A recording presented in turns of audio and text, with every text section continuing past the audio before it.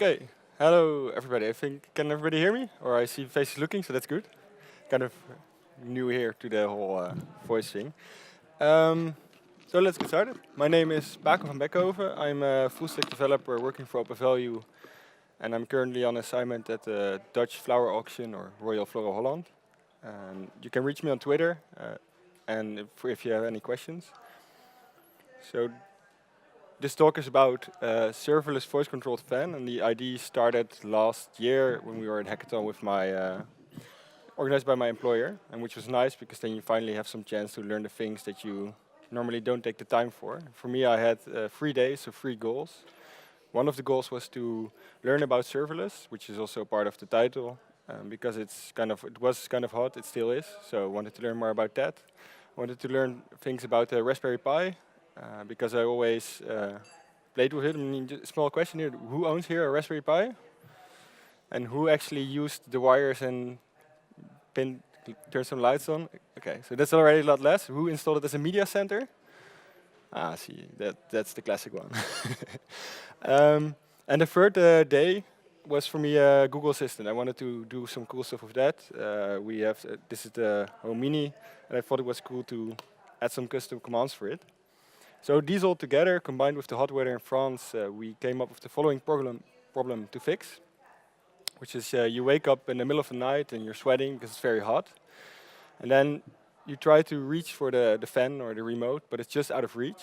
And then there's actually, well, the problem. You can get out of bed, but you don't want to because you have to get out of bed. You want to sleep. So what we want is we want to shout to the fan and hope that it will turn on. So this is our goal. Basically go from the Google Assistant to getting a nice, cool breeze. And for this, we need a couple of things, of course. We need to be able to convert my voice into actual actions the computer understands. We need a fan. So I brought one here all the way from Utrecht. We need something to control the fan, which you cannot see, but there's a Raspberry Pi lying on the ground here. And serverless to nicely integrate all the things together. And we'll start with the first step, being able to convert my voice into actions. For this, we'll be using the Google Assistant, which is comparable to Amazon's Alexa or Apple Siri or Cortana. And the Actions on Google platform, which allows us to extend the functionality of the Google Assistant by creating a custom application. For in my case, the serverless fan application. And then there's Dialogflow, which again integrates with Actions on Google, which allows you to create your own conversational interfaces. And I'll explain what it means later. This will be our phrase. Hey Google, talk to serverless fan to switch fan on, where hey Google is the trigger phrase for your assistant. And what most people think is that Google is always listening and always sending audio to the web. But in fact, or what they claim, let's keep it like that, is that they only record small snippets of like 2 seconds and they just scan for the words hey Google or okay Google. And then if it triggers, then it will start listening for the rest. In this case, talk to serverless fan will tell Google that it should go to my application. Serverless fan is the name. The switch fan on is the input that will be parsing in the Dialogflow project. To get back on those conversational user interfaces, I saw that there was already a talk around it, but still for those who didn't see it, nowadays you have or what we know are GUIs, so graphical user interfaces, like this one here is the Dutch way if you want to see whether it's going to rain. So suppose I want to know whether it's going to rain today. What I have to do is go to this website and I have to figure out how to get the weather for my current location. That's what a graphical user interface is. You have to do the translation to what the computer understands yourself. And the idea with conversational user interfaces is that it's the other way around. So instead of you have to understand what the computer wants, the computer has to understand what you want. So in this example, I ask whether I need an umbrella today, and then it's up to the computer to figure out what I want. And it's the paradigm shift between the computer doing a lot more work for you, and unfortunately they're far from getting close to actually working properly, because usually even with the Google Assistant there's only a small set of commands that actually work, and you need to know those. But still, it's the first step. Now to Dialogflow. So Dialogflow, we will get the import switch fan on, and Dialogflow works with the concept of agents and intents. And an agent is a natural language understanding module that does the parsing of the user input and tries to figure out what you want. And then there are intents, and intents are mapping between what a user says and the action that will be, the action that should be taken. Each intent consists of 3 important parts. The first one is the training phrases, and the training phrases are example invocations of your intent. So suppose our intent is figuring out the weather, then some of our training phrases could be, what is the weather? How is the weather? What weather will it be today? This way you can help the agent figuring out what your intent is. Suppose if you have multiple intents, then it figures out which intent to call. Then there are actions and parameters, and most interesting are parameters, because the parameters help the agent extract useful information from the input.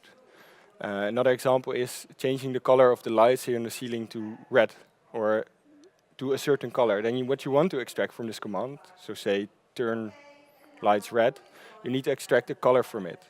And the agent can recognize the colors for you if you tell it to look for a color. This way you don't have to parse for the literal input and search for all colors out there. And then there's the response, which is what it will tell you what it did. So maybe turned the light red. So that's the theory behind Dialogflow. And the idea with this talk is that I'm just going to show you how easy it is. So I'm going to do it to create a project here and show you how it will work. And this is always the exciting part, to see if it works. So you just go to actions.google.com. From there you can create a new project. So I already have one, but we're going to do it from scratch. We need to give it a name. And this already takes a few seconds.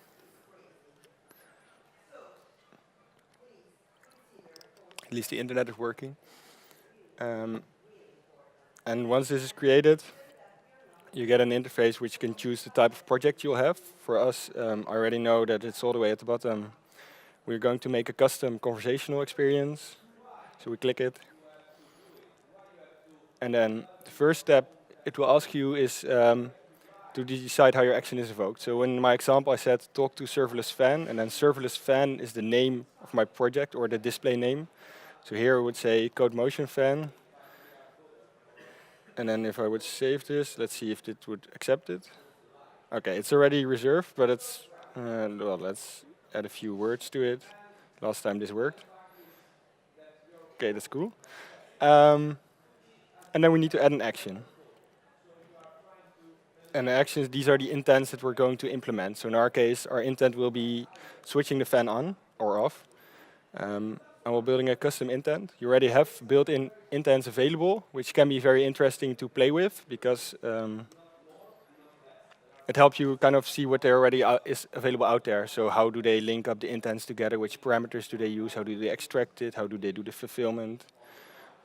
And it automatically goes into Dialogflow. So Google Actions and Dialogflow are working neatly together.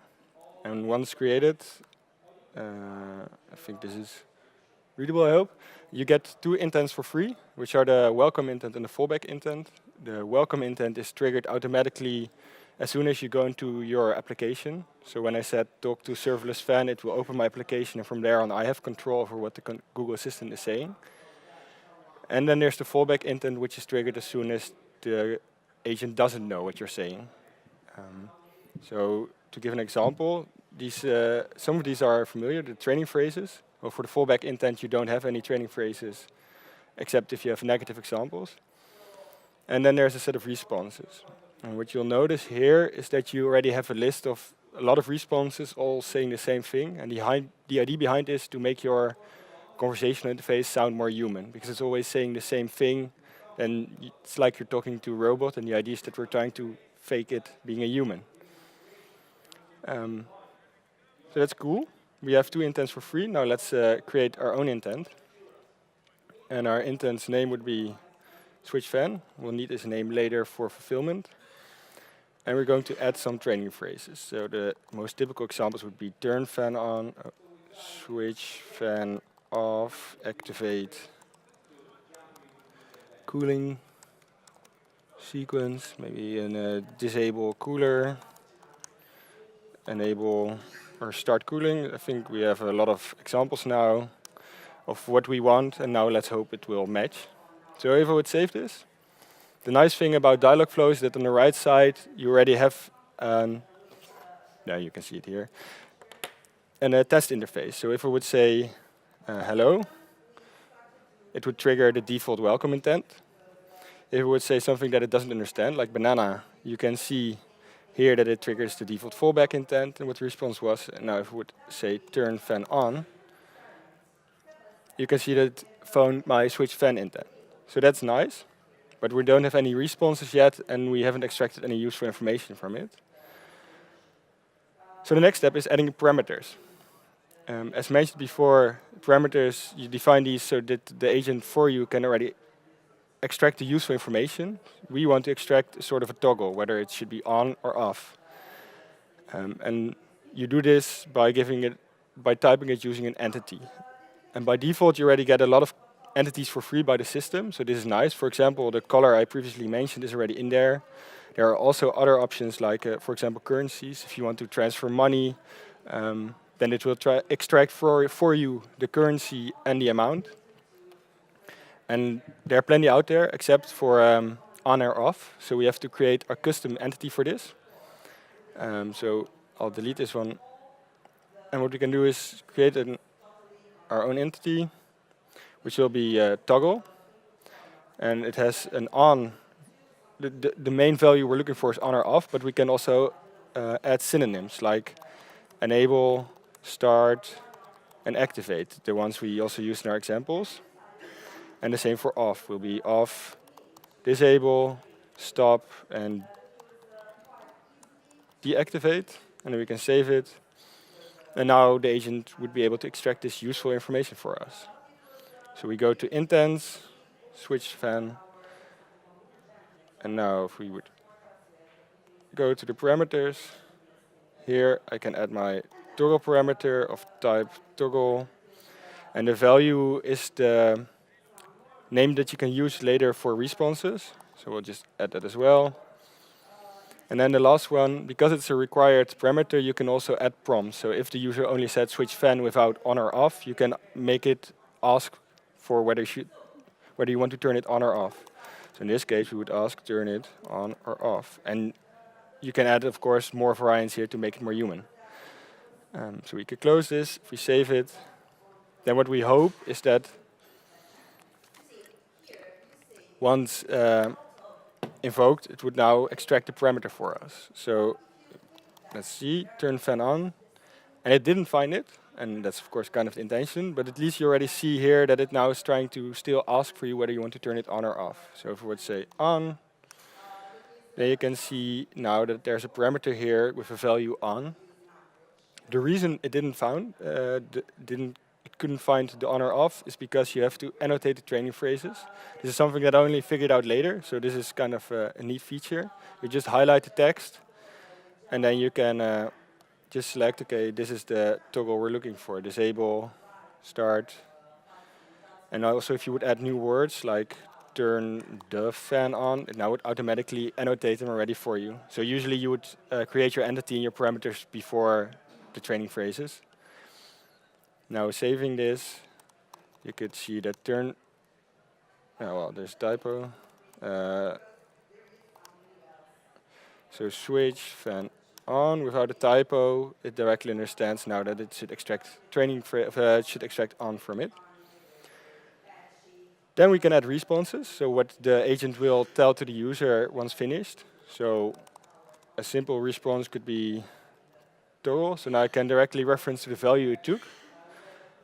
And this is what the user, because important thing is that with conversational user interfaces, the user doesn't see anything happening. Of course, you hope that the fan will turn on, but it's also nice to tell the user what you did, like added, transferred this amount, just as a check, because you cannot see what you said. You cannot see whether it understood you correctly. So when you say transfer 15 euros to, I don't know, you hope that you didn't miss here 50 instead of 15. So that's nice to get this feedback.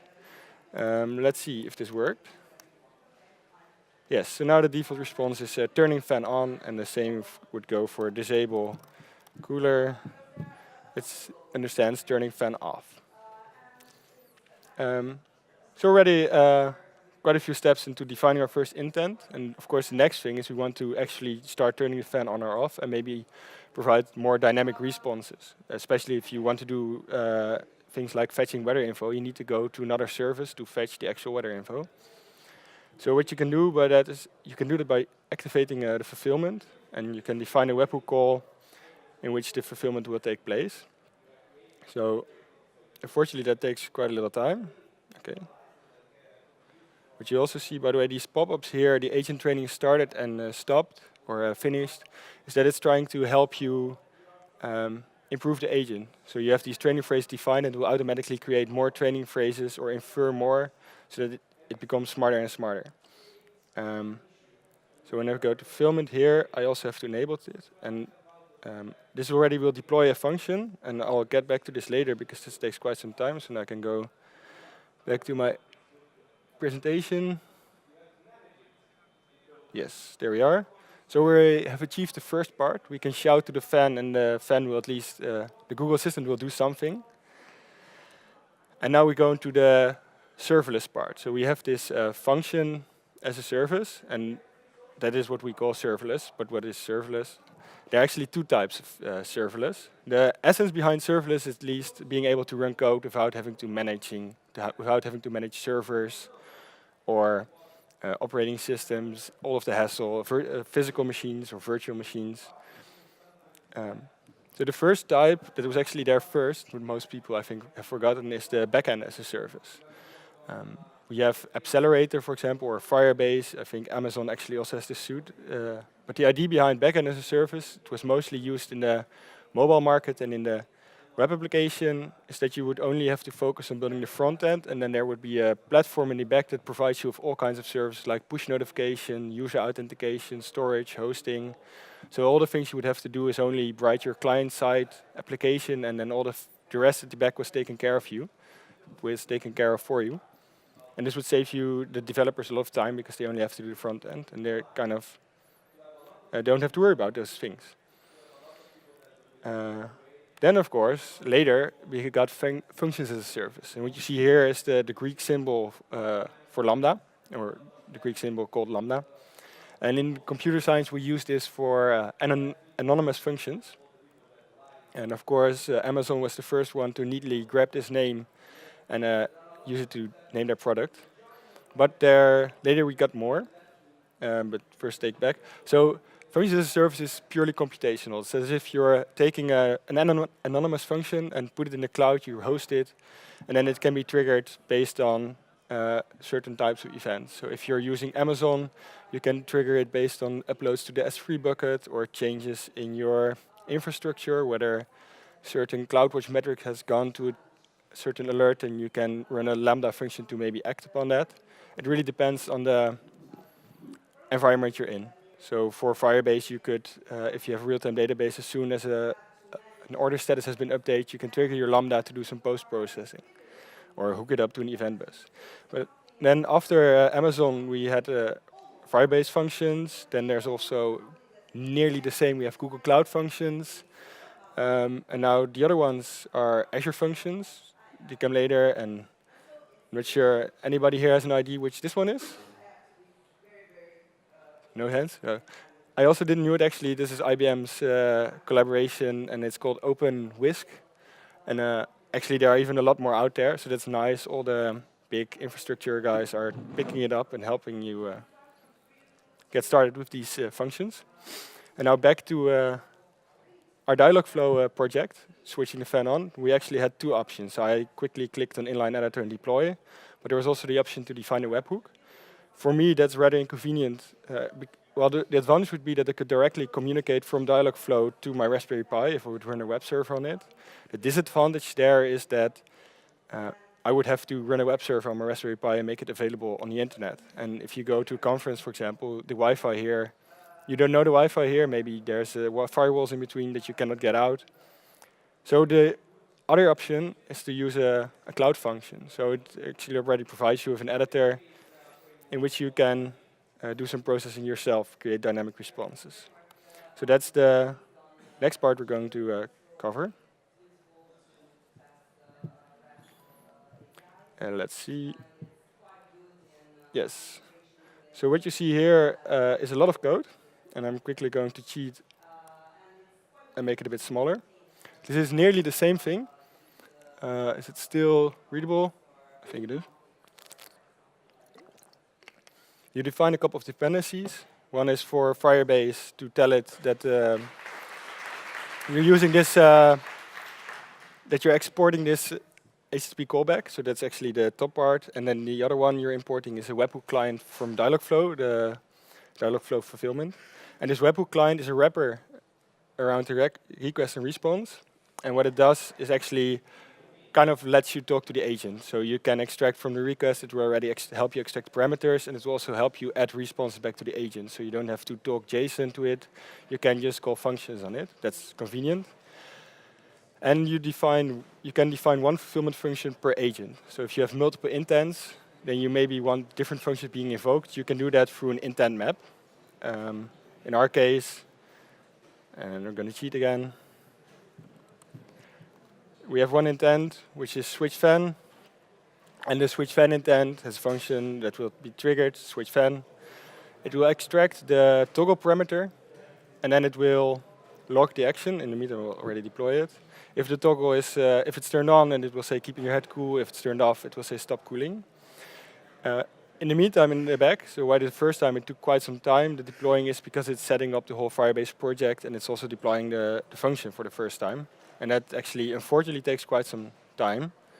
So in the meantime, one of the other neat features of Dialogflow is that it does not only integrate with Google Assistant. For free, you already get a lot of other tools, popular ones like Slack. You can have your Google Voice Assistant integration, but you can also have your Slack bot or your Twitter bot. And even better, you can have Cortana and Alexa as well integrated just by putting all your logic in one project. And fortunately, Alexa is not directly integrated. So for all the other ones, it's just putting in some credentials, and from there on, you're done. For Alexa, you have to download a zip file, and then you can upload it to Amazon, and then you're fine. For Siri, I'm not sure whether there's actually any... I don't think you can extend the functionality of Siri that much yet, so there's not any integration in here. In the meantime, our function should have been deployed. So if I would now say turn fan on, it now says keeping your head cool, so it already went to the Lambda. So we're again a step closer. It now says more cool stuff, but we still need to get this command to the Raspberry Pi.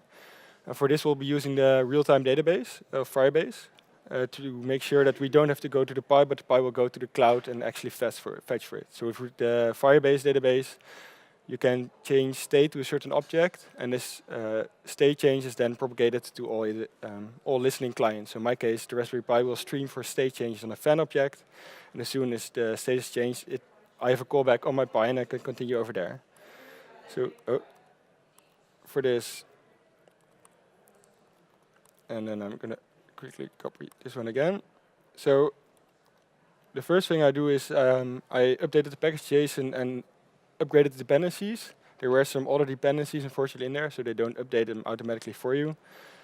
And now I can more easily integrate with Firebase. All the dependencies were already in there, I just upgraded the version numbers. And what we did here is another dependency was added, the Firebase admin. The app is initialized. And then importantly, we connected the database and changed the state of the fan object. And the first time it's deployed, it automatically creates the database, initializes it, and creates this fan object. Again, this will take a couple of seconds. So other neat features of Dialogflow are the training module. What you can see here are all the sessions users had and the things they said. I think they are still anonymized, not sure there. But you can also see the wrong invocations. So at one point I said turn fan O. And now you can see I could help it by annotating O with toggle.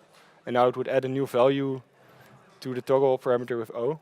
That's not necessarily what we want, so I just remove this. But if somebody said something new, a new invocation, you can see it here, and then you can automatically improve your model, which is also nice. So what I would expect now is that it still works. Sometimes you have to do it twice. What we now can do is we can go to the Firebase console. So here you'll see that the project was created. I can see my function being here. You can see also the logs of your execution. So what I was logging was whether the fan was being turned on or off.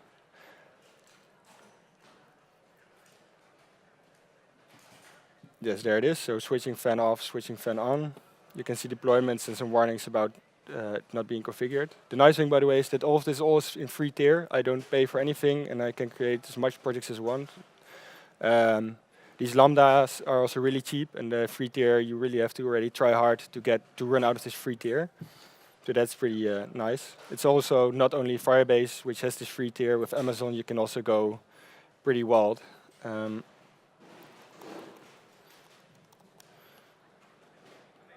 So I would have expected it to create a database.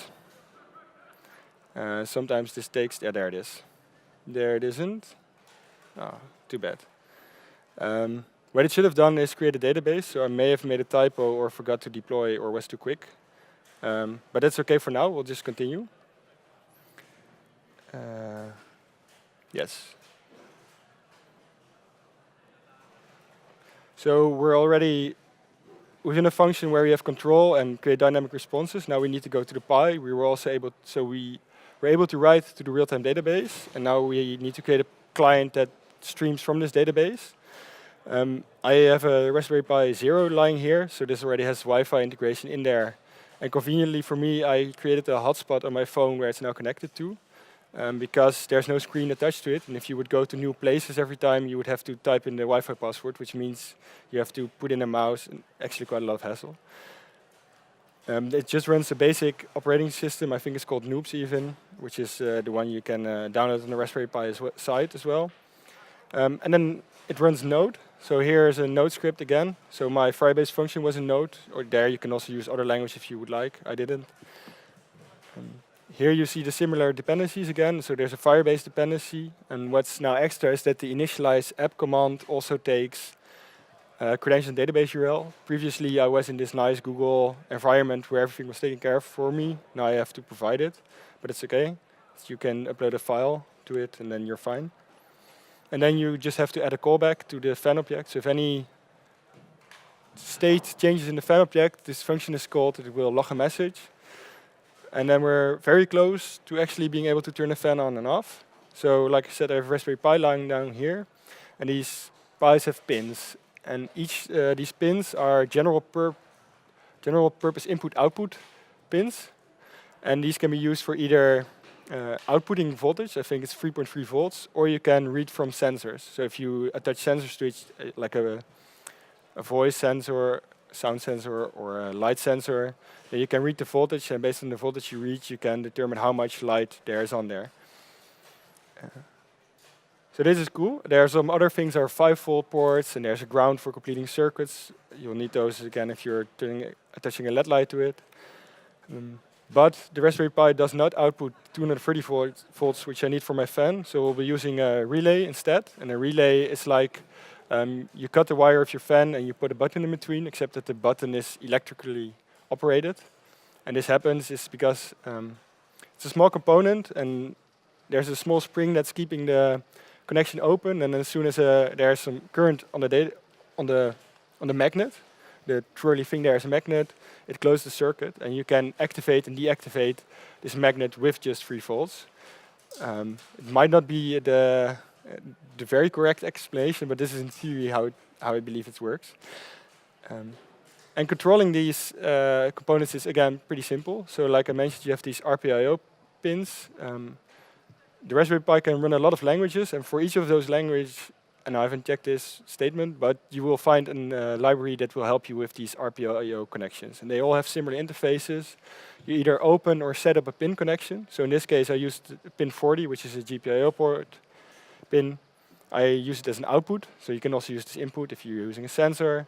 And I initialize it low, and if I want to turn it on, then I write the high signal to it. So to do a small recap of where we were and where we are now, we started all the way at the Google Assistant. There we had our Access to Google project where we could create our custom application. Then in Dialogflow, we created an intent, switch fan. There's a turn parameter in there that we extract, and with the extracted parameter we send into Firebase in our Cloud function, and from the Cloud function we'll just write it to the real-time database, and we're already in the cloud. Then we need to go to the Firebase client, and then we can control our GPIO ports. So now it's time for the demo, and this is always the interesting part. So I will not be demoing this with the project we just created because, as you may have noticed, there was a credentials file on my Pi. That would mean I have to get a connection from my computer to the Pi to upload that file, which I haven't found a useful way to do that yet because I don't know how to SSH to a Wi-Fi connection on my phone. So if anybody has some suggestions later, I'll be free to take it. So I'll be opening my Google Assistant. And according to Wikipedia, Google and talk to serverless fan to turn fan on. Sure, let's get the test version of serverless fan. Woo. Keeping your head cool. Turn fan off. Sorry, could you say that again? Okay, so what happened now is that it read dolphin off, so it's also your pronunciation, but eventually it will learn and understand that dolphin off might also mean turn fan off. Deactivate fan. Stopped keeping your head cool. So that's cool, it works. One of the nice things with the assistant or with Dialogflow is that it really is learning. So with the Codemotion, the project I just created, it is literally only starting to get the training phrase and maybe a little bit more. And here, this serverless fan that I've been using already for quite some time, it already gets a lot more variations of the same sentence. What's also interesting is that you control the voice of your application. So once you go into your application, the talk to serverless fan is your own application. So not only do you control what it says, but also which voice. So you could also go for a male voice or for some creepy sounds if you'd like a weird laugh. But that's pretty much it. So thank you for your time. There's slides on GitHub available, and there's a Twitter account if you have any questions. So yes, that's it.